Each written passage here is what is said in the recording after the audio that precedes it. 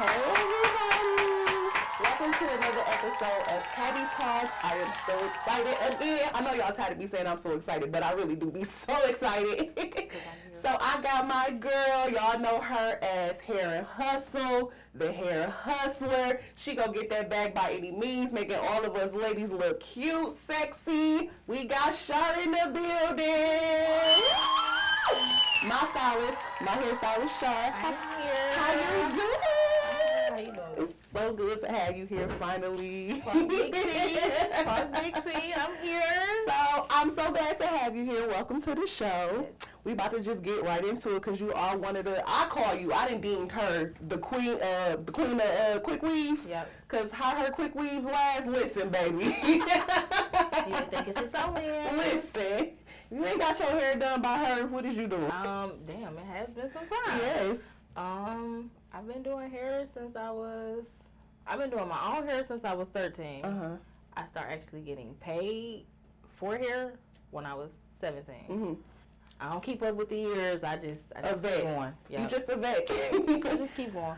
All right, so let's talk about your hair journey and everything. Like you said, you started off doing your own hair, then you started getting paid at what age?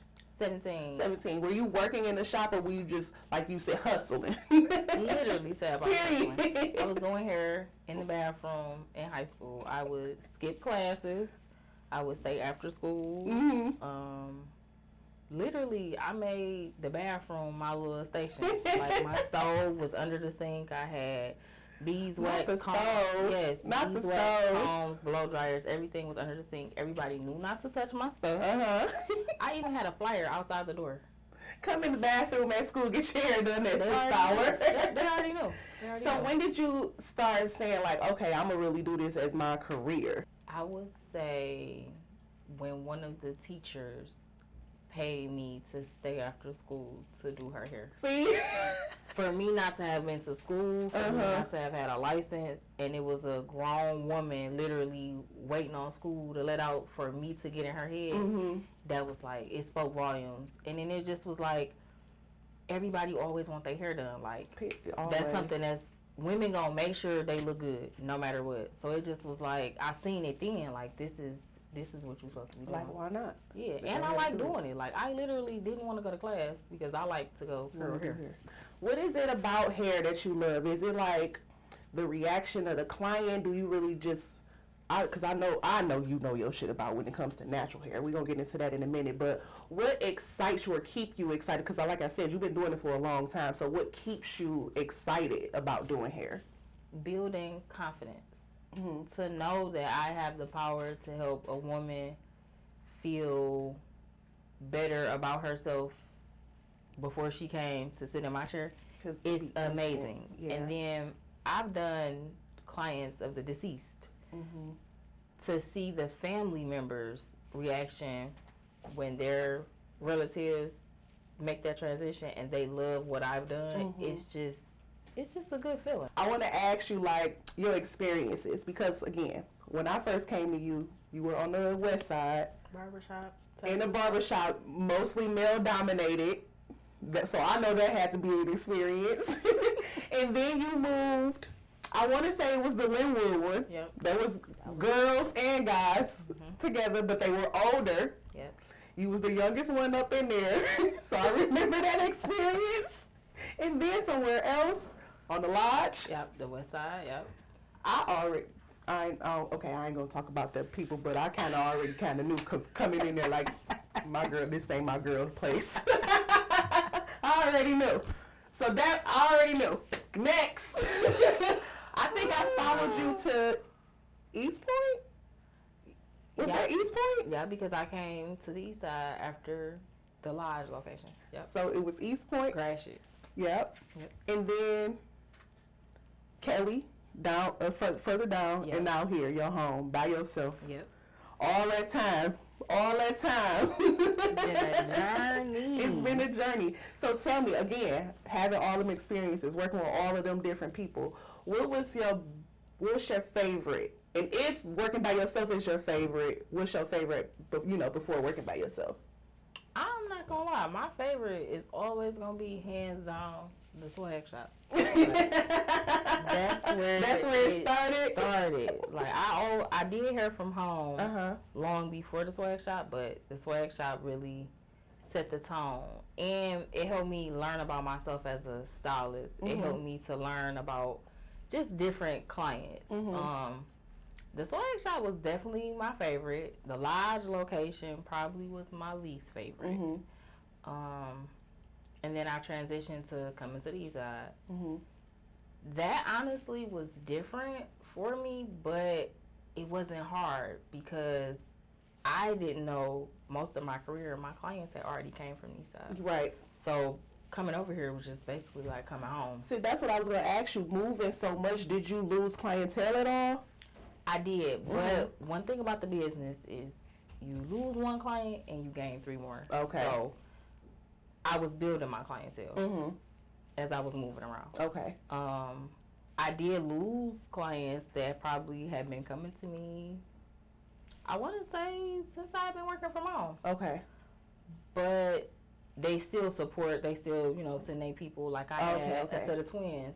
One of them I met on the west side. I did her hair while I was on the west side. When I came to the east side, I wasn't doing her hair, but I was doing her sister hair because she was on the east side. So it's really just you still building your clientele. You may lose one, but you're going to still gain. That's good. That's what's up. Because women always want their hair done. Period. We always going to want to look good. Yep. Always.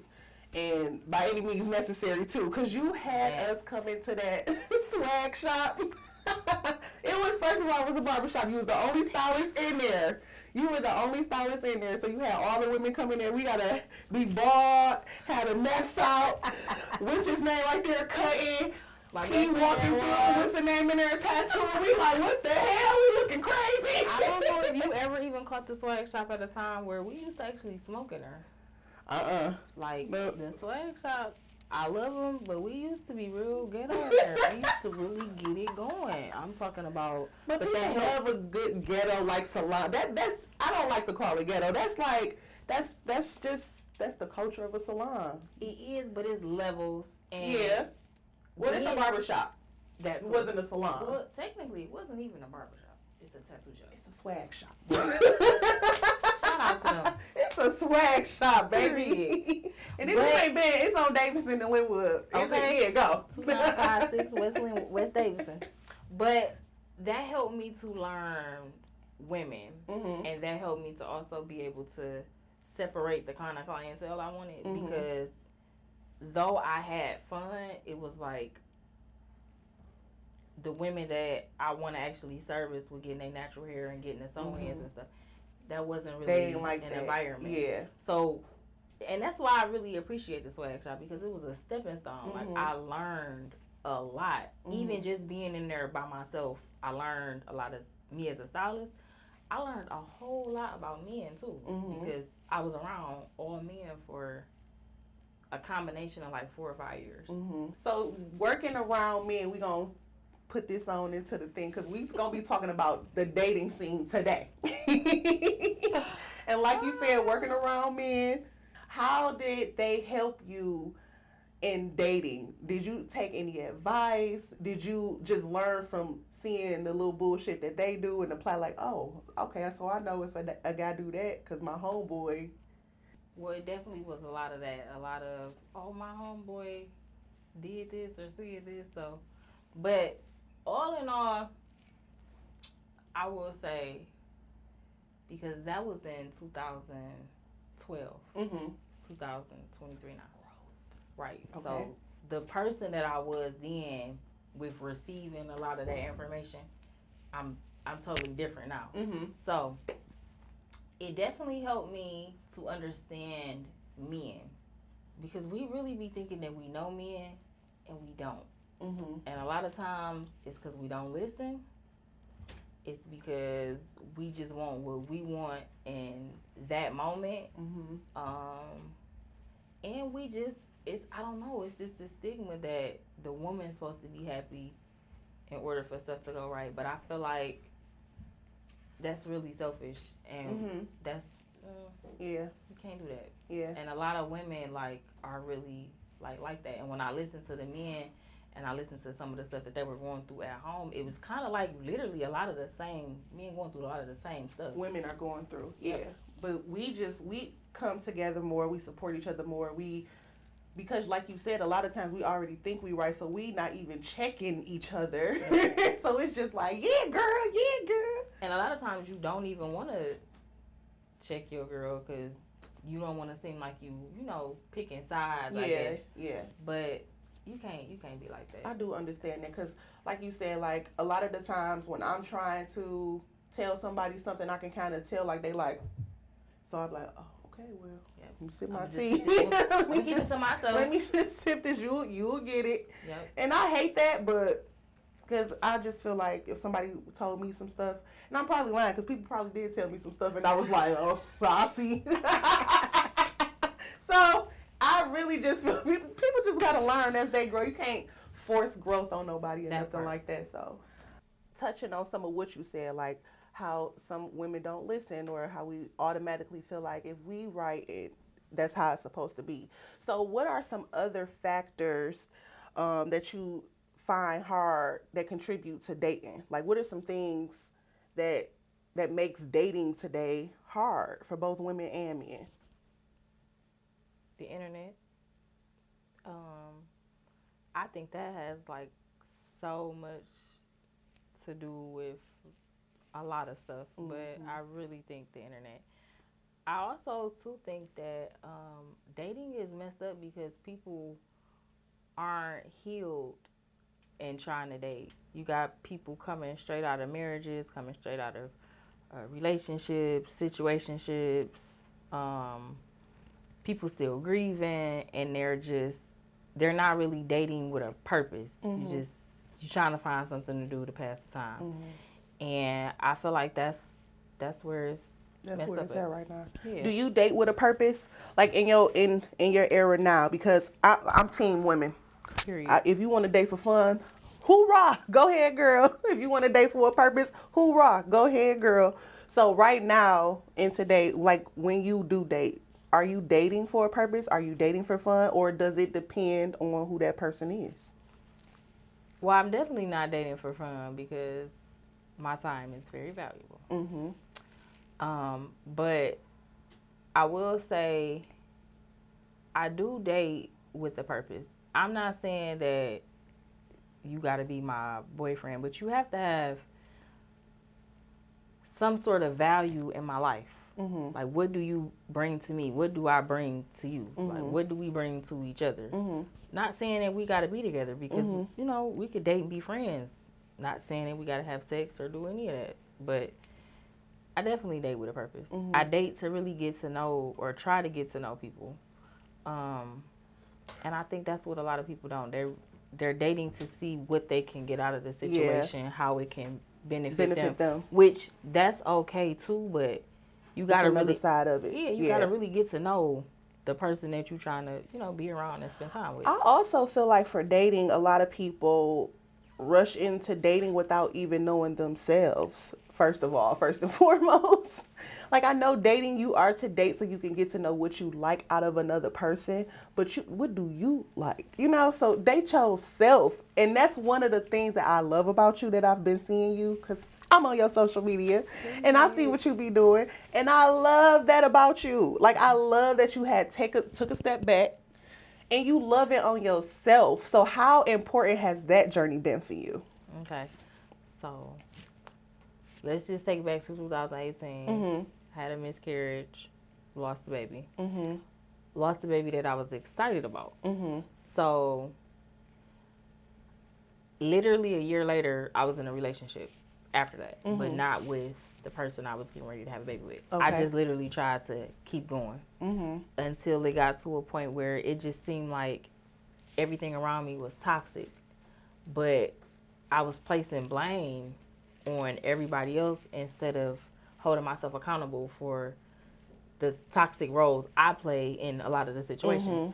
So it took a minute for me to realize that I needed to take a step back. And in 2020, I took a solo vacation, and that opened my eyes to a lot of stuff. I had became celibate. I started dating myself more, and I really feel like when you spend time with people or you give so much of yourself to a person, before you get back out there, you definitely should relearn yourself, because you do become a different person after going through different experiences. And so for me, it was like I had already dealt with 2 men. My child's father wasn't there for me when I lost my baby. So I had became a different person. I thought I was the same, but I wasn't. Yeah. And I had to relearn myself. I had to relearn what my love language is, because if I don't know what it is, I can't teach you. Yeah. And I felt like my last relationship, that was part of the problem. I didn't even really know what I liked or what I wanted. I just knew I wanted to be around In a some relationship. love. Yeah. So I feel like if you coming out of any grief, which anytime you break up with somebody, you lose a friend. Mourning, yeah. Like it's all a part of grief. I feel like you have to heal. You can't just keep jumping situation to situation, because you'll lose yourself. And before you know it, you look in the mirror, you don't know who you are. And it had got to that point for me, and it was like, I felt like I was too young. I hadn't even hit 30. So it was just like, you got to take a step back. Yeah. And that's what I did literally for the last, I think I'm going on my 3rd year being single. I literally just been trips, concerts, wherever I want to go, whatever I want to do, I've been doing it. And I really been putting me first. And I feel like that's so important, because you can't pour from an empty cup. You can't come into a fresh situation with baggage from your old situation and expect for your new situation to be successful. That's not going to work. So I'm really just building me up, because I feel like it's a husband somewhere around for me. And it's coming. Yeah. I just gotta keep going. That's one of my philosophies. I always tell the girls when they be like, I wish somebody would take me here, or I'm waiting on. I told this one, go. The person who you wish will take you there, he already there. And he's waiting on somebody to be interested, just like how he is. Go. Stop waiting around for other people. Know yourself, date yourself, live your life, and you gonna meet the person while you're on that course. You got to. That's how it is. Don't be sitting around waiting. And like you said, it's the stuff that you want to do, you don't have to wait on people to do it with you. The people who want to do the stuff that you want, they're already going to be there. So go meet them people. Go do it. No, but I love that new way of thinking. Where did that come from? Did that come from somebody telling you? Did that come from life whooping you? Did that come from, why I can't get what I want? Let me figure, what the fuck? Like, where did that come from? That definitely came from hitting rock bottom. Like, I've been through a lot my whole life, from the time I was about 3 or 4. And it just got to a point where it's nowhere else I can go. I'm all the way at the bottom. But it's like, when you climb up this time, do it on your own. Do it with a purpose. Have some intent behind it. What do you like? What are you climbing about for? Like, don't climb out and then get right back in that hole because you want to help somebody else. Like, you really got to do it for yourself. I was in Myrtle Beach, that trip that I said I took solo, and I was parasailing. And it was when I was up in the air looking down at the water, just realizing like everything and everybody that I had been stressing over was literally minor. And it's crazy because that was 3 years ago, and some of those people that I was stressing over are not even around now. So the stuff that you are fighting with yourself about, that you think is major, it's probably really not. And you got to get closer to God and have faith. Patience too. Patience too, because you'll be mad at yourself for and come realizing what you allowed yourself to go through. You will like, I'm stupid. Now you mad at yourself, so you have to have patience. That's a whole stage in itself with your healing process. Let's just being mad at yourself. Yes. Blaming yourself, but you have to. In order for you to forgive anybody that hurt you, that wronged you, you have to forgive yourself for allowing it, staying in the situation, overextending yourself, whatever it is, you have to forgive yourself. And I never realized that. And I like to forgive yourself for not knowing certain things. Forgive yourself for not knowing and not having the intellect or having the what you've been through. Now you prepare. You have to allow yourself grace. I always see on Facebook that people like childhood trauma has everything to do with how you are an adult and how your relationships are. Do you agree with that statement? Wholeheartedly. I wholeheartedly agree with that. And I didn't realize it until my last relationship, I started realizing that a lot of the stuff that I was projecting onto my relationship or the person that I was dealing with, it came from the person that raised me. And it was like, it took me to act the way and then have the same way I'm acting get acted upon towards me for me to realize it. And it was like, okay, I got to take a step back. But by the end, it was kind of like, in that situation, it was already too late because we had both been so toxic to each other. But I did take that from that relationship because I do feel like no relationship is a fair relationship. You're supposed to learn something from everybody you come around. And I do believe that I did take that from that relationship. I didn't even think that I was that bad until I got into that relationship. It was like, okay, you really got some stuff to do. Yeah. I don't like when people know stuff about themselves and they just, oh, this me. No, not even that. This is me. Like, okay, that could be you, but you're going to be over there by yourself then. And then you're going to be real like, well, don't nobody like me. Because you. Yeah. And it took, because I was that way. Oh, this is how I was, and I've been through this, and I've been through that, so it made me this way. But it's like, you got to want to be better. And that's just it. Like, you can't, to anybody out there, at 30 and up, if you know you have childhood trauma, work on it. Like, you cannot sit and keep blaming everybody else at 30 when you're an able-bodied adult who can go and change your circumstances. Like, yes. That's, no. So we're going to talk about this dating scene specifically in Detroit. Oh, Specifically in Detroit. Again, I haven't been on the dating scene because I've been a relationship girl for years, so I don't know. Don't come back. I hear the stories and I be like, what? Have you had any good experiences in the Detroit dating scene? Has anybody took you on a date and you were like, you know what, that was nice? Don't tell me that. No, okay. Don't do that.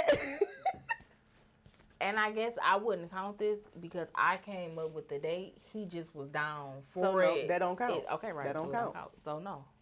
Literally, the dates that I've been on that done wowed me done been with myself. I'm talking helicopter rides. Say that again. Wait a minute. Say that again. The dates that... The dates that have wowed me have the dates that I've been taking myself on. Like, they're not from the opposite sex. I can honestly say that. Why do you think guys can't... Or I don't even want to say guys can't, or why guys don't. Because I feel like they can, but why do you feel like they don't? I can honestly say it's a nice list. A lot of it sometimes come from your upbringing, like the things you were shown. I know how to date because I dated in high school. A lot of guys or men didn't. They just was like sleeping with a bunch of girls. Didn't actually date. Yep. Or they didn't see that amongst their household or anybody that they was around, so it wasn't something that was familiar to them. I think one of the biggest things is, now me being in my healing process, is knowing that a lot of men haven't healed from their prior situations, so they have this already made up mindset.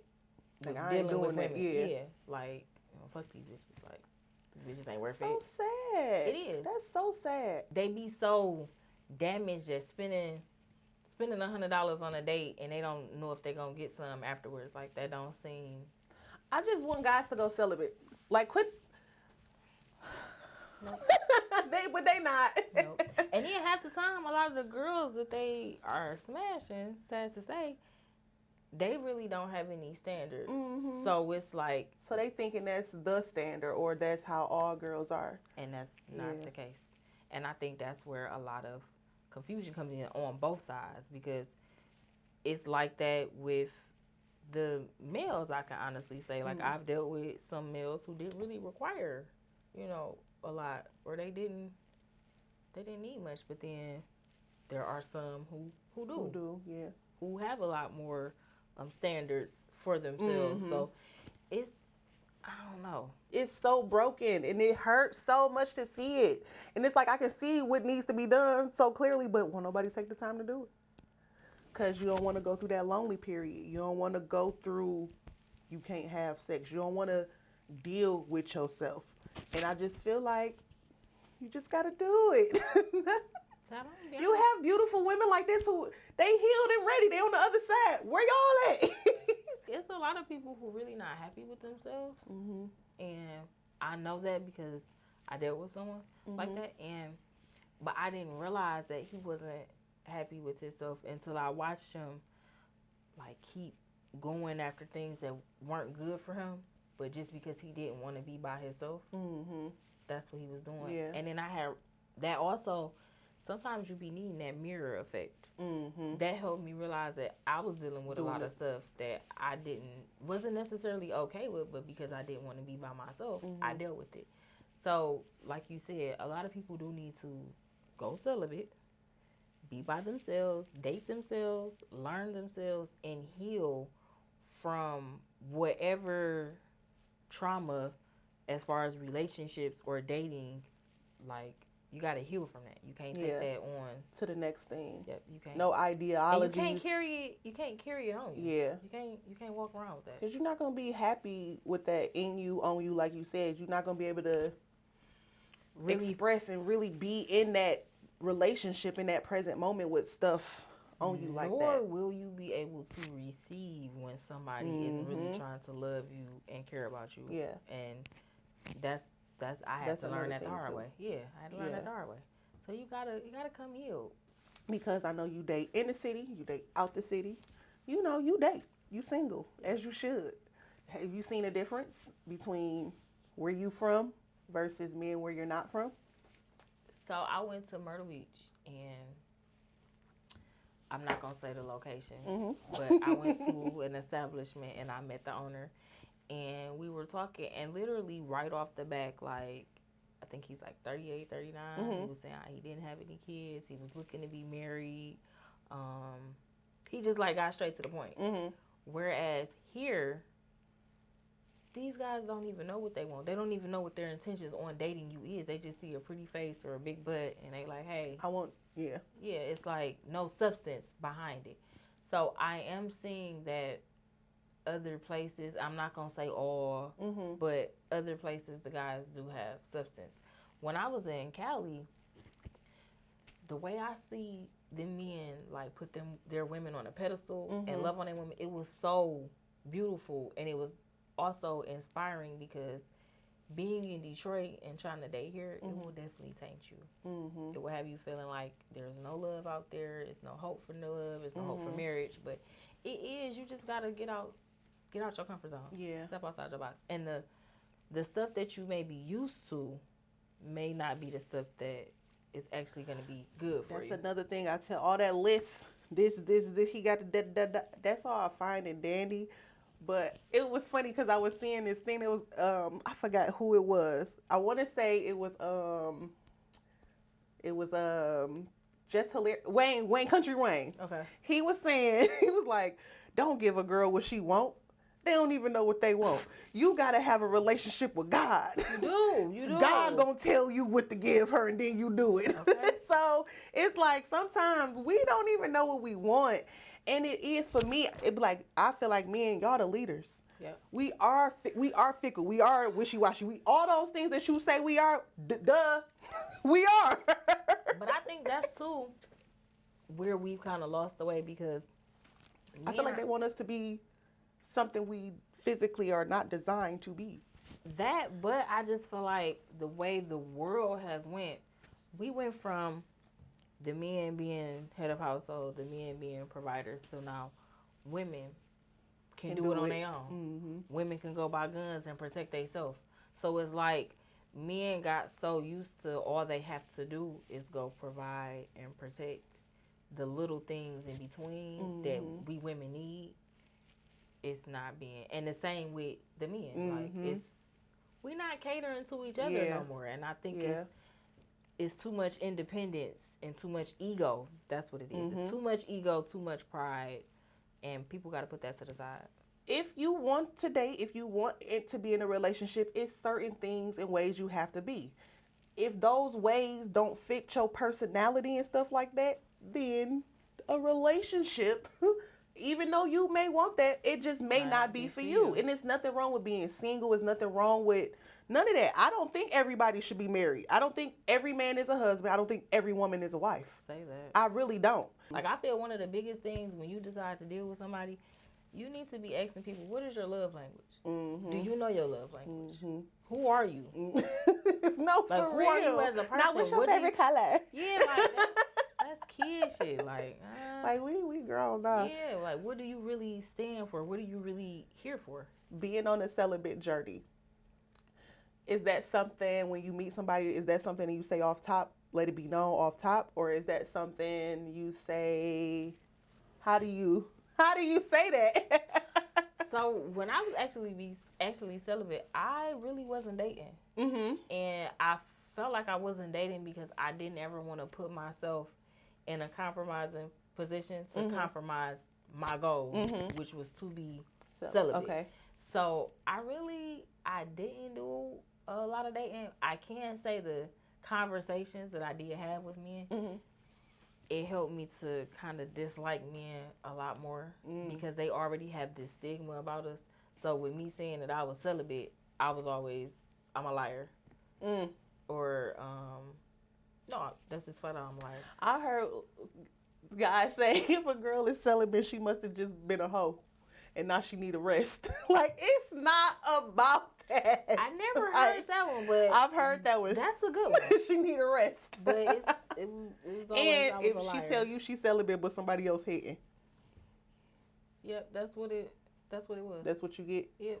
It's an ex somewhere creeping around. Like, no, it's not. It could be, but it's not. That's not what that's not what I'm choosing to do. And I feel like that's how I learned that men haven't healed. Because you don't know me and I don't know you. But you telling me. Because of something that somebody else did or stuff that you've already been around. It's like, I don't like being around closed-minded people. Projection. And I don't like being put in a box. Yeah. Dating today, like, how would you rate it on a scale of 1 to 10? Is it fun? Is it exhausting? Is it like... So when you do go out on these dates, how do it be? Give me a date. First of all, how does somebody even ask you on a date? Have somebody asked you properly? No. You have to, like, pull it out on them? Yeah. So because I'm a hairstylist, for one, that kind of makes it hard to date. But now, in 2023, I've learned that I have to put a disclaimer in when you even approach me. If you want to date me, you have to let me know things ahead of time. Planning. A lot of guys are not planners. They want to be spontaneous. Which is cool. I feel like if we're familiar with each other. But if we're not familiar, then I can't really do that because I'm not just sitting around waiting on somebody to call me. So why is it so hard for y'all to plan?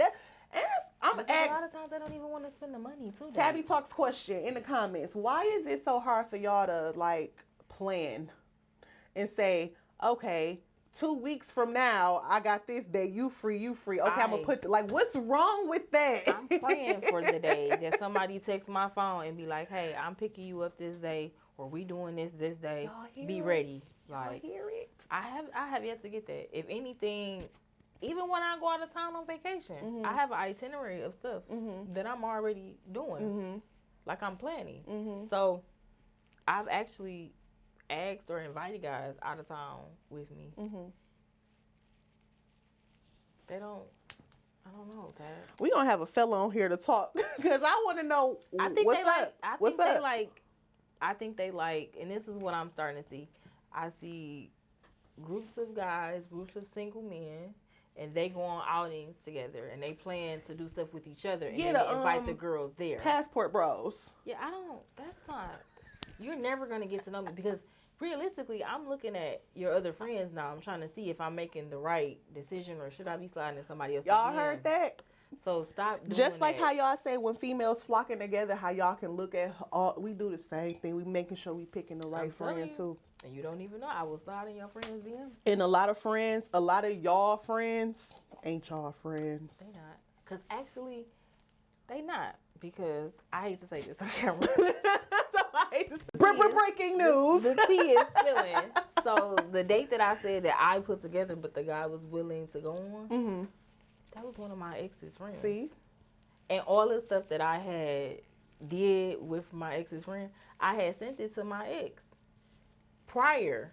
Like, let's go do this, let's go. He made it seem like we was gonna do it. Stopped answering the phone. I got dressed and everything. Like, yeah, it's just like They like that. yeah. And I really be thinking it's because they don't be wanting to. I can't even necessarily just make it about the money, but I feel like people already have a lot going on. Yeah. And they approach people that they probably shouldn't be approaching. Because I'm single. I don't have any kids. I make my own money.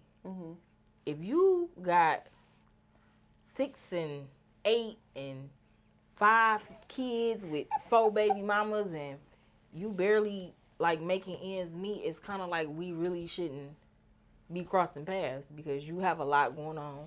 You have other stuff that you need to be thinking about. And that's why I say a lot of people are dating and don't even need to be dating. They got too much going on. Clear out the pool a little bit. Yep. That's what it said. Focus on you. And then for women, when you see somebody like that, I know it's hard. We don't judge. Don't do this. But it's not, to me, it's not a judgment call. Is this smart? No, literally. You're not judging nobody because they got baby mamas and that's their life. Fine. But do you want to interject yourself in that life? And I'm glad It's you said that. that. Because I don't want nobody to ever think I'm judging them. I'm not judging That's nobody. you. That's what fine. you decided to do and what you decided to have, that is on you. But I have a choice. Yes. And that's just all I'm saying. Yeah. We have choices. And Everybody. if that's just not what I want to deal with, I shouldn't be obligated to deal. Realistically, I come with time. I can give you attention. If you can't reciprocate what is the point? And then I know I get mad fast. So if you can't give me the time and attention I want, I'm gonna have an attitude. It's like, why would I walk myself into that situation to always be mad?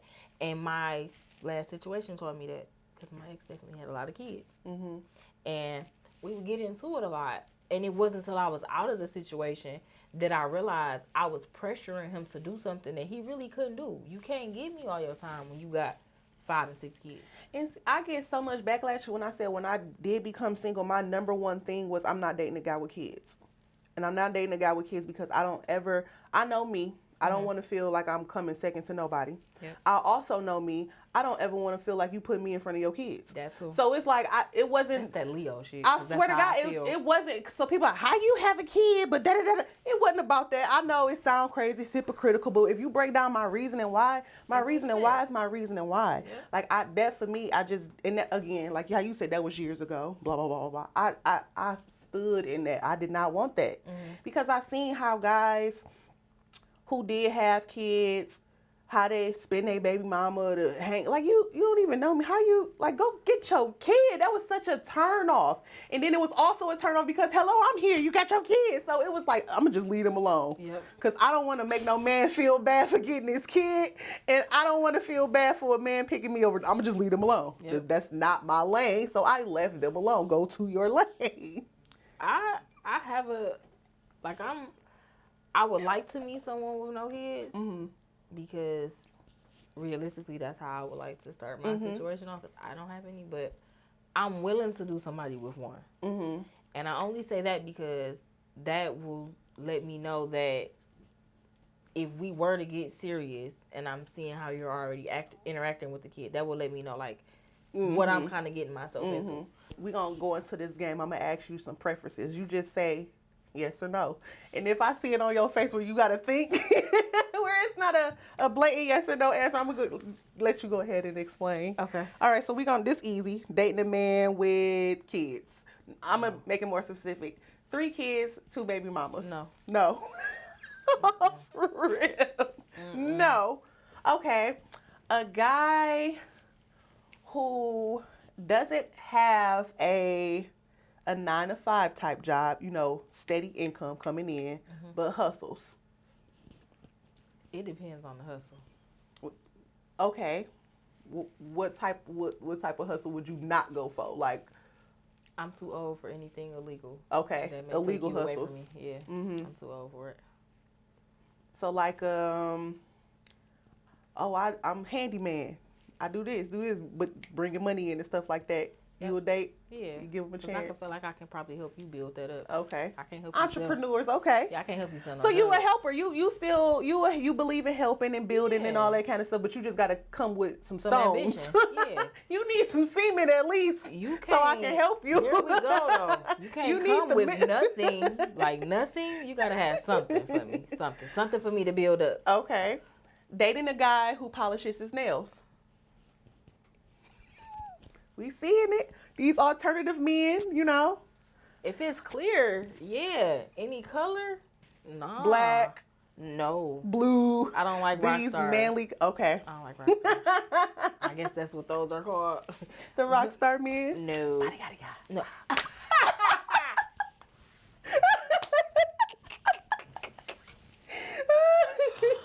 Oh, yeah, no. No rock Okay. star. Let's see.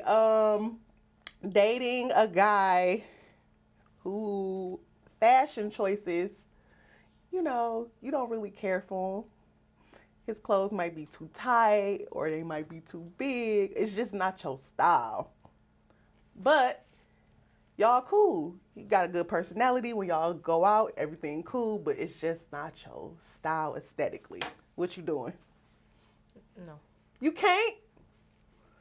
And Let's talk about why style of a man is so important. Because all women be like, I can't do it. I don't because care. I feel like that's just like, say if I like to dress provocative, Mm-hmm. that's just like me all the time going out with my man, and I'm always somehow got my skin out or my titties out or my ass out. I'm pretty sure my man probably, wouldn't be okay with that. Mm-hmm.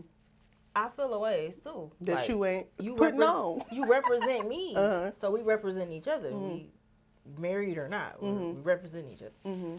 No, You gotta come with it. Come out with me looking crazy. 9 times out of 10, I want to take a picture, and I'm a hairstylist. A lot of people know me. No. Yeah.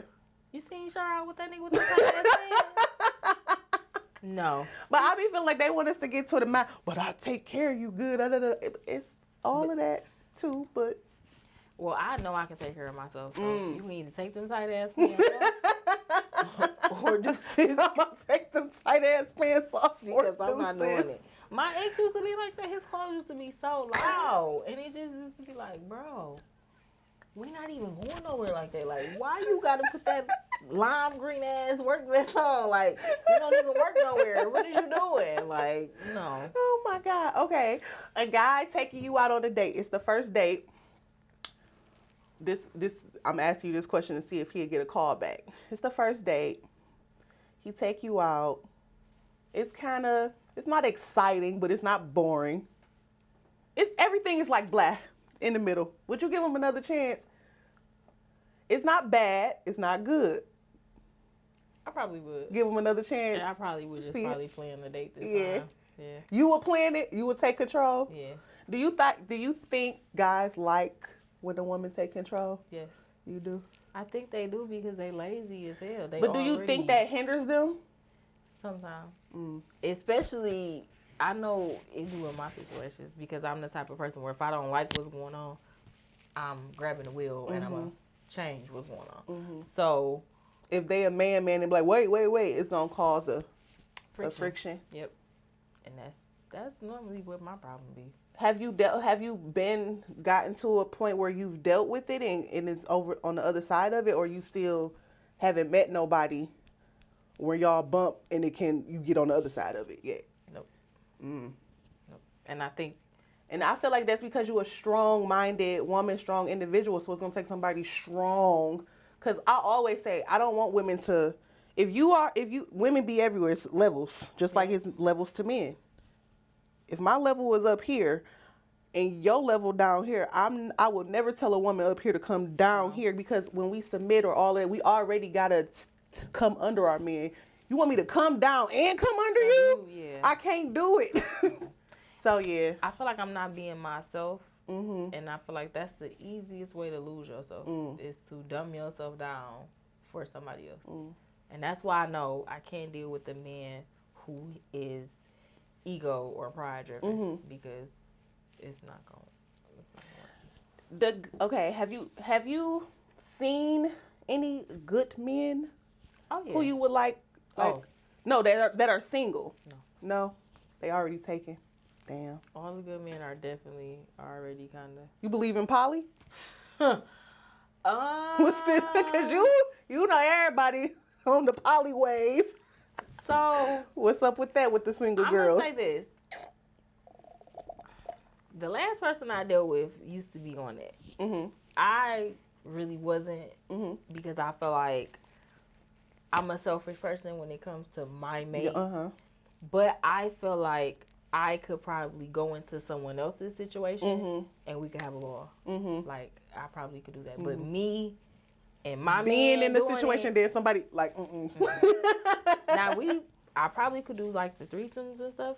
But like poly, like a girl around us 24/7, all the time, getting your like attention. a relationship. No, okay, that's not ever gonna work for me. Somebody will wind up in the back of this. Especially like, first of all, I'm the head person. Okay, I run this, like, and if she ever feel like, girl, I don't know where you got to go somewhere else. Because I started this shit. Okay, we're not doing that. That's funny. Okay, could you date a guy who doesn't have a good relationship with his mom for whatever reason?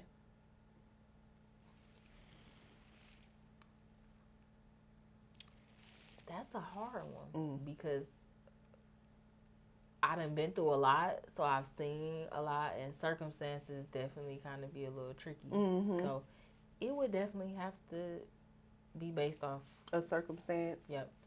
And even I feel like even in that circumstance, it's still I've still got to see how you treat her. That, but too, I have to know that you're healed from whatever you went through, so you're not taking that out on me because that makes a big difference. Like, I've seen men not have good relationship with their moms, but it's because of things that their mom have done in the past that she may be still doing and not even understanding that she's doing or that she's hurting her son. But then I've seen situations where it's just really like a clashing thing, and I really couldn't do that. Yeah, because you always clashing with her, so you always kind of angry about stuff that she do. What if I do something that she did you trigger? That's what I said. I would see how you act. I got to see how you do that. Yep. So it depends on the circumstance. Okay. Could you date a guy who got female best friend? Yes. I have a male best friend. So, yes. Long as it's a real best friend. Yep. Okay, could you date well, we slept together, but that ain't nothing. That's my friend. We ain't did that in so long. You wouldn't trust it? No. I hate to keep speaking on my ex, but he took me through the ringer. It be ones that teach, they're the ones that grow you up real fast. Like, there's some experiences that grow you up real fast. And I used to really hate his guts, but now I really appreciate him for a lot of stuff that I went through because when I met him, like the first day we met and hooked up, he had me around girls that he had probably, I think, had already fucked one and was trying to fuck the other one. So it looked like it was like trying to be like a threesome thing. And I told him from the beginning, you can't do that with me because I know how women work. I know how men work. I've seen enough. At any given point, if me and you at odds or her people at odds or it's just too much going on and y'all lean on each other for consolement and it's drinks and shit, I know I'm going to have to worry about if y'all did something. So, no. It can't work for you? No, I would rather not. Rather not. I don't want to have to put nobody in the back of the trunk again. All right, so I do know a lot of guys in Tabby Talks, they be saying like, I hate it. But I understand, I guess, because today's dating, but I fucking hate it. When they go on a date, what's wrong with paying 50-50? She don't know me. I don't know her. Because they are scared that women just want to come for a eat. I know women that will go on a date just to eat. So I can't blame them. But I also know women who want to be treated like a fucking woman too, and it's not about that. So I understand both sides. So where do you fall in? If a guy everything cool, everything nice, he explained to himself like, I'm just want to move cautiously, 50-50. I'm going to be real honest. I'm 50-50 queen. Okay? And that's because I've been around or seen too many situations where these men take you on these nice dates or what they think is nice dates and think they supposed to get some pussy afterwards. And then when they don't, now they looking at you crazy. They subliminally posting on shit on Facebook. So it just be like, and that's the crazy thing, because I don't feel like our men and women understand how much we are alike. Because really that's us thinking the same things about each other and trying to protect ourselves in the same way. But I will go 50-50 probably, like the first time we link up, just to see if you're somebody I could even see myself going out with. My time, But I don't think it should be an all the time thing. Yeah. And then if you approach me, that's what I feel like. Whoever approaches that person, you pay for the date. Yep. Don't ask a girl out on a date and then when you get there, be like, "Oh, I'm eating this steak. What you got?" Like what? Yeah. And I've seen that on Facebook. I be thinking stuff be so fake, but everybody was like, this one video that I saw, it was real, but he basically invited the girl to a dinner. She went out to dinner, and he only paid for his stuff. And she was sitting there looking like... He invited her out? Yeah. Or so he was talking to her, and she said, okay, well, let's go out. So he like, okay, well, let's go, blah, blah, blah, blah, blah, here. And then, so he said, well, you said let's go out. I was just talking to you. See. So it's like, bitch. That's crazy. I don't know how I would have ordered 8 and probably went to the bathroom on his ass. You got and went and left. Yeah, I be seeing stuff like, it be horror stories and like stuff like that. I be feeling like women be getting done wrong. But then when I see it on the other side where a girl, he take her to a restaurant and she ordered this and this and that and she has no interest. You can already tell. We women, we know. We can look at another girl across the table like, she ain't never talking to him again.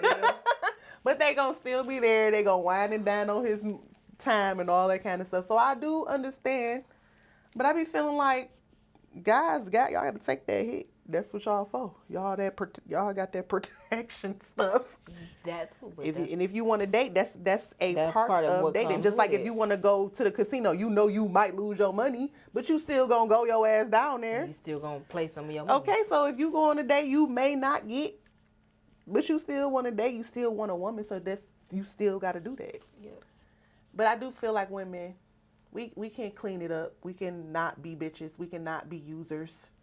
We cannot be. I never did that. Me neither. No. But I do know people. I know people who do. I've done it once. Yeah. I was in my 20s. Yeah. But it's to the point now where, like I said, I make my own money. So, a meal out to eat. Okay, that's nothing. That's so petty to me. Like. Yeah. I think that's the thing too, because women are now like, boy, a dinner. Like you couldn't pay for dinner, a movie, like a dinner and a movie, and you think you're supposed to smash, like. And it's not like we're trying to put a price on it, but what? Just want you to provide some effort. Like, let me know what I'm about to get myself into. I actually had a guy take me to the gas station on the first date. Did he fill your car up? No. Gas station for what? We drove to Monroe, Michigan. And, y'all, I bullshit y'all not. I really thought that we were going to, like, a sit-down place. He kept talking about this chicken place. We get there. We drive to Monroe. He took you to Crunchy Chicken. It was something in the gas station? Yes, it was something like that. We pulled up to the gas station, and I'm just like, well, maybe we about to get gas before we go, or he want to get blunts or something. No, we get out the car. There wasn't even nowhere to sit in the restaurant. We had to get the food and sit in the car and eat. Is this a person that you already kind of knew? Yep. Okay. Well, but that's not a date. Thank you. That's not a date. I'm familiar with you, but I don't know you on that level. So if you're trying to court me, you want to take me out, that's not okay. I would say for that, it's just like, it's this spot. Just be cool with it. It's this spot I want to take you to. It's this place that I love. They food. Don't laugh, but I'm gonna make it fun. Don't laugh when I take you. I wish he would have said that. that. Like don't laugh when we pull up, but I just want to take you. Like it's a way to do it and to still have that girl engagement. Like don't laugh. Oh shit, well you about to take me now? I would have never rode 2 hours. No, not 2 hours. hour, damn near 45 minutes to Monroe to get chicken. Wait, he drove you or you had to meet him? I met him somewhere. Oh, I didn't okay. meet him there. I met him somewhere, left my car, and we drove. But see, it's just I feel like it's just ways that you can do that. Because like I said, I don't feel like every day got to be expensive, but you got to come up with a creative way to present it. The gas station ain't it. No. A gas station day. And then we didn't do anything else after that. Just there. Yeah. That chicken wasn't that goddamn good to be. No. And see, I wonder with men who, because for me, my mind always thinking, anxiety would have me spending, do I look like a gas station chicken bitch? Tab, what am I putting off? I went home and looked in the mirror and asked that, like, damn, maybe I gotta change my outfits up or something because am I giving gas station vibes? Like, what? I couldn't believe it. Is it something that I'm not doing, or is it these guys just thinking gas station chicken is a date? And I was doing something different when I went on that date. He's younger than me. Mm-hmm. He's probably like the same age as one of my little brothers. Mm-hmm. So it was different. But I had just felt like you've been watching me this long. And 9 times out of 10, the dates that I go on are people who have been trying for the longest. Yeah. So this what you come up with? When I finally opened the door, you've been knocking, you've been out here protesting, got your speaker up, sure. And then when I'm like, okay, your turn, this is what you do. I be so disappointed. To the point where that's how I wind up going on lit dates by myself because I be disappointed in the shit that I'm going on with these guys. This is what I really want to do. Yep. And then they swear to God, when you post your pictures solo date, who the nigga that's taking the pictures? I got a motherfucking tripod and a timer. Okay. Hello. Or I paid the people to take these pictures. But yeah. So dating, all of this stuff that's dating, it doesn't deter you, right? No. You still out here, you still gonna date. I still definitely believe in love. I'm not sure about marriage yet, but I do still believe in love. I honestly don't think the person that's for me is gonna be in Detroit. I don't think so. If they are, come find me. But after kind of just listening to the men when I go out of town, and I haven't even really started dating for real out of town, but just having conversations with the guy, the mindset here is so jacked up. You know what's funny for me personally? I always say, and I tell my husband this too, because we're both from Detroit, right? But we didn't meet each other in Detroit. We met each other in college. Okay. So when the college him and how I met him, and then when we come back home and I see how he is around his friends, I be looking like, if I met you, I don't think I probably would have talked to you here, because it's not even nothing that got to do with him, his personality, none of that. It's just the I like to call people riffraff. The I'm with my boys. You know how they is when they. So if I would have saw you acting like that, I wouldn't have get. But that make me look at people who be like, I'm not gonna date nobody from Detroit because we still from Detroit. It's and then when he was in Lansing in school, he wasn't acting like how he do from Detroit. So it'd be a different type of. You got a balance. Yeah. I don't get that balance. Yeah, because you don't see him outside of a Detroit element, how they can have the potential to act. No, I did. When I went to Myrtle Beach, I did link up with somebody. He lived not in Myrtle Beach, but he's like down in that area.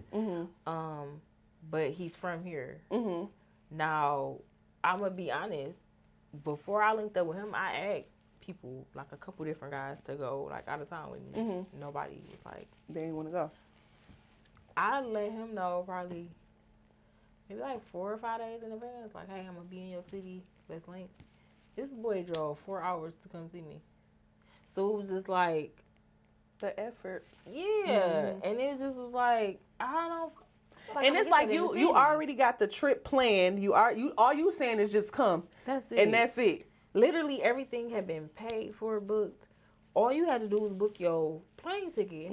I don't even think it's too many girls out here that's about to tell you to do that. So it's just like, whatever. I'll just keep doing it for myself. And maybe I'll meet the person that's supposed to be for me when I'm there. Because trying to take somebody from here, it just be too much of a hassle. All right, so this.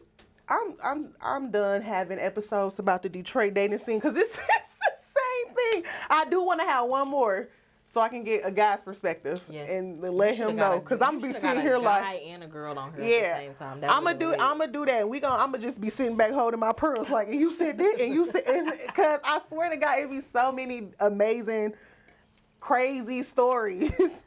But all in all, everything that I take from it is that guys and girls are really one and the same. We just don't really take the time to get to know each other or understand each other to that point. But women and men are pretty much the same. So we leaving this episode with no hope. It ain't been a good date. Nothing. We can't. Nope, but I'm hoping that there will be one after this. Okay. I'm hoping that a nice, wholesome man sees this with no kids and be ready to be what I be on. But beard, no. team beard, no beard. Do it matter? Team beard is team fine. beard. Have something on your face. Don't come looking like me now. Light skin, dark skin. Preferably chocolate. Chocolate. Yes, I love my light skin. I can't do sassy. So if you a sassy light skinned man, don't. Cause there's some sassy dark. No, they be gay. The dark skinned sassy ones are gay. Say, if you sassy and dark skin, you're gay or you're bi. No shade, but that's just what it is. Yeah. I don't never really see too many sassy. Slim, big dude season, slim dude season. Do it matter? I really can't do too big. Cause I'm little. And then I don't. If you're gonna be big, be someone who is athletic and like maybe work out. I be posting that. Like you gotta have. I don't know. It's just something. You just can't be big. You gotta be big and something. I literally liked athletes all my life. I don't know what it is. I don't know if it's because I used to be an athlete or if it's like the athlete mindset or what. But I like athletes. I like people, men who work out. That also shows like that you have some sort of stamina. Very sexual person. So I need you to be okay in that area. No honey packs and perks allowed. Okay, I need that natural. No, literally. No honey packs or perks allowed. I gotta say that again. No gas station honey packs. We're not doing those. Build. I don't want you if you shape like Big Mama. Big Mama. If your titties are too much bigger than mine, no. And I'm not being funny. It's just I just have my preferences. Yeah. Everybody had their preferences. Your titties gonna be bigger than mine. I might as well get a girl. I might as well get a girl. Might as well. Throw some piercings on it and call it a day. But no, for real. No, nothing too big. Nothing too big. Those get you pregnant quicker, so I did learn that. Facebook comedian versus somebody who don't even have a social media. The Facebook comedians always be the broke ones. So I'm going to say somebody who don't even have a social media. A low-key dude off social media. He ain't, I mean, we going to put it on YouTube. Hopefully off social media, dude, you just be off, you won't be participating, but hopefully you click on there and see it. Hopefully you only seen this because you was posting your business. And you was, you ran trying across. To get some sales. That's it. Could you date a dude who is in like a female industry where he has a lot of female clients, like a person who do massages or some type of sell lashes or some type of thing where he's always around females? Not unless you always up under the females around me. Like unless I'm with you. Because you like, I come with the females. Yeah. So we don't even really need to do all that. But, I'm an overthinker. And sometimes I overthink situations that haven't even happened. Or I create problems. And that's something that I'm working on. I'm honest about that. Yeah. So I just feel like if you're not somebody who's going to be able to provide constant reassurance with doing that or being in that kind of industry, then it won't work. It's not going to work. Nope. We're going to always get into it or clash. I think I like what you said because you know that you're an overthinker and you let that be known that you're an overthinker. So if you want to come with me and you know I need reassurance, then I'm letting you know I overthink and I need this from you. Now you cool with it? Come on. I'm an overthinker and I'm a Leo. I need constant reassurance. Like I'm I'm sure of myself. I have my confidence, but I know how the world can get. I know how temptation is. I know all that. So if you're going to be in that kind of field, you just got to, babe, this is what it is. I feel like that's a thing when you do know yourself, you know other shit too. Yeah. It's just not, you just can't have a eye just knowing you know the real, you know what could happen, possibilities, and that's where that overthinking come in at. And that's where that person can stop that no. Yep. Even though all of this could, I got you. We here. Put your foot down. Yeah. So I can see that. I like that. I like that. So you need somebody, preferably dark skinned, who work out and got stamina, who ain't at the gas stations getting honey packs and getting perks. Okay. You only getting gas. Gas and my backwoods. That's it. That's all you need. All right, so let me see. I want to get to a point where, and it's hard because I be trying to set people up, but it's like nobody. I be having all your female friends, and I would never dare tell them. And I just want that to change so bad. Like, I just want it to change so bad. But guys, I'm gonna have a guy on here, and we gonna get it changing. One person at a time was happy. Please. So we can get some dates for my friends, y'all. They want to go on a date. Because there are still some good girls out here. There are still some women who don't need your money to be loved properly. There are still some women who will love you properly. You just gotta come healed. Come healed, and you gotta come with a positive mindset. Yeah, that's really all I can say. Come healed, come with a positive mindset, and please know that dating is not cheap. It's 2023. Inflation is high. Nothing is cheap. Like, all this shit is gonna cost. So if you're not ready, and I'm not saying you have to spend money to be around somebody, but if you're not gonna spend money, you're not gonna be creative and use your brain to come up with creative dates. Don't date. Sit behind Facebook and inbox people and just try to get it that way. It is what it is. Actually calling yourself being on the scene dating, don't do that. Don't do that. Okay, so again, if you want to date one of the top stylists in Detroit, when I say top stylist, she stay booked. Okay. Stay booked. I stay booked. I'm going to get you in at the time that you booked for. You're going to leave at the time and say, okay, that is safe. You're going to be out of my chair, and you're going to love your service. Now, I did want to say, we're about to get back to the hairstylist thing, because I did some questions. Some people wanted to, and I know, when I got these questions, I was just laughing at them, because I'm like, oh, y'all got the wrong hairstylist. I don't have any of these problems. Y'all got these problems? Y'all booking somebody and sitting there hours and hours at a time? So I didn't even want to ask you these questions because you, as a stylist, don't do that. And anybody who come to you know you don't. I probably used to, though, and I probably can tell you what to do not to do that. Okay. So one of the girls' main concerns was stylists who double book. Why do y'all double book? Why y'all got me sitting here for hours at a time knowing you got somebody in your chair? You told me to come here, blah, blah, I'm on my time, blah, blah, blah, and you got somebody in your chair. Okay. Main thing, most of the stylists that double book are the popular girls, the girls. I don't even know what to say, but they're the popular girls. The Instagram.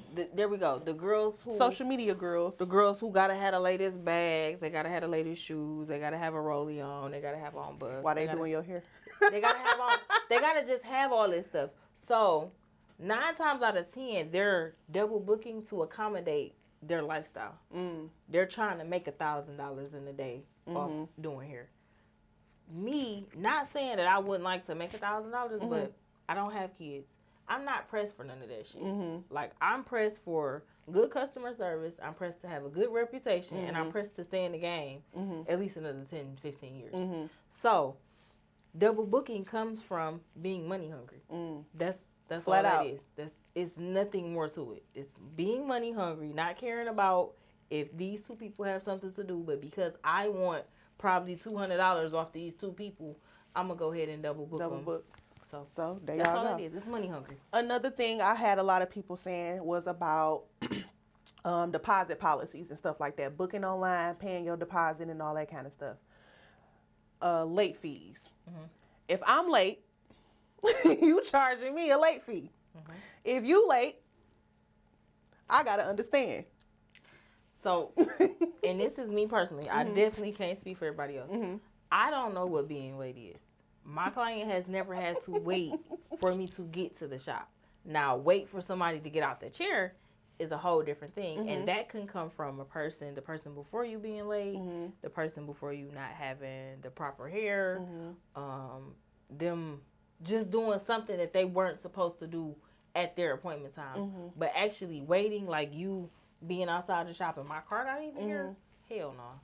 We ain't doing that. I've never done it. Yeah. I've never done it. That's not me. I don't know about that. That's what I said. A lot of the questions that I got, I'm like, she don't do that. Yeah, I've never done it. And if anything, I'm up the street at the beauty supply, like trying to get something real quick. Yeah, that's one thing I do like about you. Even if you are very accommodating, even if somebody is in the chair at your appointment time, I know for me, okay, well, when I put her in the dryer, I'm about to wash you real quick. You are still touching, doing everybody. It's moving. And if I can't do that, I'm going to text you and give you a courtesy text. Hey, and it's not when you walking in the door. Yeah. I'm texting you at least 30 minutes on out. Hey, my person before you was late. I may be a little late. Go ahead and get you some food. Do what you need to do and then come. It could be so simple. Like, all it's just communicating. Like, another question that I got from multiple people was the what was it? It was text confirming your appointment. So many customers feel like if I went on your site, I read the site, I booked the appointment, why I gotta call you to confirm my appointment? Ain't that what you supposed to be confirming with me? No, that's how they feel. No, because I ain't booked the appointment. They said that it's on your site. When you make an appointment at the doctor's office, and this is in 2023, I don't know how it used to be back in the day, but any doctor's office, any physical therapy clinic I go to, when I make an appointment, they shoot me a text. Yes to confirm, no to cancel. No, that's what they saying. Like how you said, the doctors will shoot you the text. Yes to confirm, no to cancel. You not calling the doctor, be like, oh yeah, I'm still coming tomorrow. Why we gotta confirm? I send out a reminder. I don't know. See, that's what I said with you.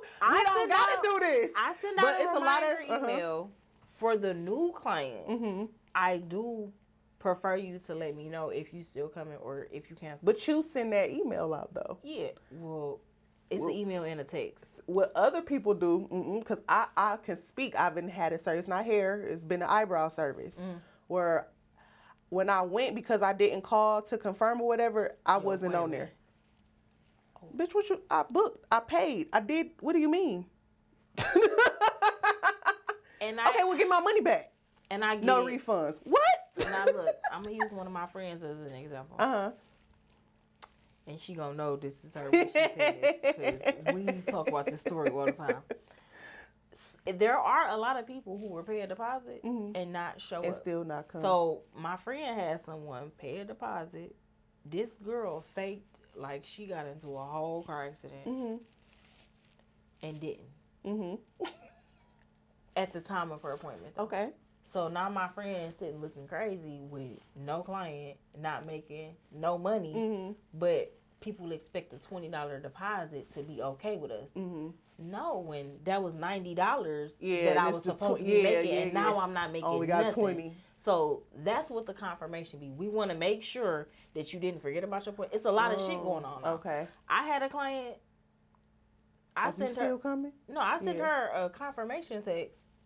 Email and everything. The day of the appointment, she didn't show it all. Had paid for her deposit and everything. Her excuse was she was in the hospital with COVID. I still sent you a courtesy text. So even if you are in the hospital, just hey, I'm not coming. I'm in the hospital. She didn't do that. So now here it is, the time of your appointment. I'm thinking I'm about to make this amount of money, but I'm not. And for stylists or anybody who provides a service, we don't have nobody paying us if y'all don't show up. So we still want our money. That's why stylists double book too, because you never know if somebody's gonna cancel on you. I build my clientele up a different way, so I really don't worry about that. Yeah. But the girls do have it bad, and I feel bad. But that's why. Those were some of the main, when I was asking everybody, those was like the main things. Why this, like, so yeah. So hopefully she answers y'all questions, y'all. And again, if you keep having that problem with your stylist, me. Everybody always asks me who did my hair. Period. Hello, Look did who she be me. doing my hair? Come on. Just come on. And again, so as a hairstylist, what do you say? Because I know what you specialize in, but what do you say you specialize in? I specialize in damn near everything I do. I'm gonna put my all into my work, but I specialize in healthy hair restoration and maintenance. Let me pause. If your stylists say that they specialize in healthy hair restoration and maintenance, turn around, Char, swing your hair, and they can't do this, They ain't got no hair. They ain't got no inches. why would you believe them? If they say they specialize, this her hair, healthy hair, I got edges and they don't all have that. hair like that. Okay, go ahead. Definitely specialize in the healthy hair and the maintenance. I specialize in quick weaves. My quick weaves Queen. last Period. beyond a month if Period. you maintain it right. I do wig installs, sew-ins, ponytails. I do children's hair. I start at 11. I really just do everything that's good for your hair. Like, I can maintain your natural hair, and I can still put you some good, cute weave in. So, She has growing hands too. that part. And it really be, so for me, I'm a client who, oh, she grew my hair and then, okay, I think I got it. And then I might not go to her so much and then I come back sad like a little puppy, like, sure. So we gotta grow it back. don't do that. No. She definitely has growing hands. I can attest. And I'm very understanding, and I definitely work with my clients. I try to teach you stuff so that if you can't get to me, because it's not really all about the money for me. I just want to make sure that you're doing what you need to do so that your hair is growing. So I will definitely teach you different things to do, show you different techniques, tell you about different products that you can invest in. And I'm really honest. I'm not the stylist that's going to tell you what you want to hear. You want to come to me to get color, but you don't even come to get your hair treated and trimmed every 6 to 8 weeks. I'm not coloring your hair. And I have no problem with telling you that. I have no problem with turning money down, because all money is not good money, and everything don't have a price on it. Like, the health of your hair, it don't have a price to me. So if I feel like it's going to be something that's not good for you or not good for your hair, I'm not doing it. Period. She really do care about your hair. She's not one of them stylists that just will slap the weave on your bald edges, and she's not doing that. You got bald edges, baby, you getting this treatment, and I don't care. Okay. And I'm probably not even going to tell you to get a quick weave if you got bald edges. Yeah. Let's get you a wig, something that's not going to be pulling or have a lot of tension. She definitely educates you on your hair. You're not just coming here getting a hair style. You are getting your hair treated. You getting an experience. You getting healthy tips. All of that. You getting a therapist. You getting all that. Life the coach. thing that I like about you too. You even tell how to tie your hair up, how to how to reserve your curls, how to like you said, you just not in it for money. You gonna tell us the best way to take care of this hairstyle that you gave us too. So I definitely like that. And like she said, she been with me long time. That's the thing about me. When you Long come time. to me, 9 times out of 10, you're stuck with me because I'm just that good. I'm gonna provide you what you need. You're not about to have to go. If anything, you're gonna have to find you a braider, because I don't do braids. That's it. Other than that, you good over here. Well, Char, I love you. I so enjoyed our conversation. I love seeing your growth, both professionally and in your personal life. Yes. Just growth everywhere. And again, I love seeing you coming from working with men, working with women, to now working by yourself. I just love it. I love the space that you're in. Thank you. I love your mindset. You got them hands, them growing hands, okay? And if she can grow some hair, she can grow some heart men. Okay. No, literally. I done grew up a couple, actually. I didn't grow them up for me. They grew up for other women. But I done grew up a couple. And it ain't nothing wrong with that. Go ahead. If you want to holler at our girl, Char, shoot your shot. Period. Just know you heard what she said. You better come with it. Okay. Don't You be heard me. scared. Don't play with it. Don't play with it. Don't play with it. Okay. If y'all want to say something to our girl Char, go ahead and leave it in a comment. Shoot me in my DM. And if you real bold, go ahead. Holler straight at her. Follow me on Facebook, Char Mattox. And then follow my work page, The Hair Hustler. You can book all your appointments and see all my work through there. But definitely follow me on Facebook, Char Mattox. Yes. I love you, Char. Thank you so too. much. Thank you for having me. This episode is Tabby. It was so fun. Okay. Look at my little cub. Yes, talk big.